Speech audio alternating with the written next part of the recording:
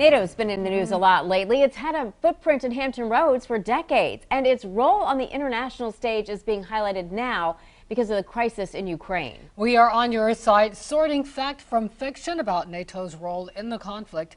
Specifically, our Jon Dowding learned what it is doing right now to help in our own backyard. Yeah, Stephanie, Regina, right now in its 73rd year, the North Atlantic Treaty Organization, or NATO, primarily provides defensive support to its 30 member nations. The scope of NATO's involvement in Ukraine is limited since Ukraine isn't a member nation, but the North American commands here in Norfolk provide vital support to their overall mission.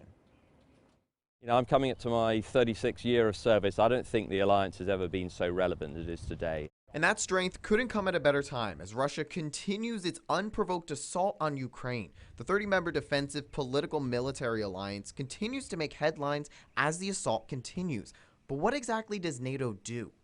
Underpinned by very strong democratic principles, and the alliance exists to maintain the security and freedoms of those allied nations. Many discussions surround Article 5 of the NATO Charter, which says an attack on one member is an attack on all. It's only been invoked once in response to the attacks on 9/11. Since Ukraine is not a member nation, NATO cannot provide boots-on-the-ground support during their conflict, but other steps have been taken.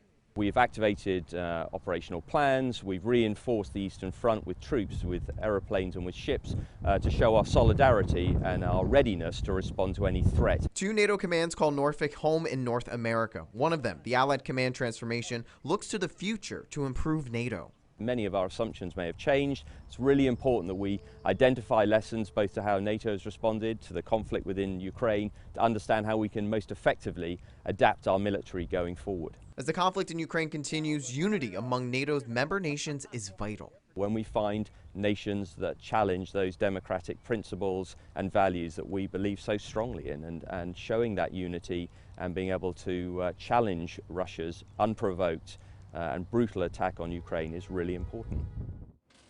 Now, this week, the Virginia Arts Festival will hold the annual Norfolk NATO Festival. We have more information about the festival and NATO over at WAVY.com. In the newsroom, I'm Jon Dowding. 10 on your side.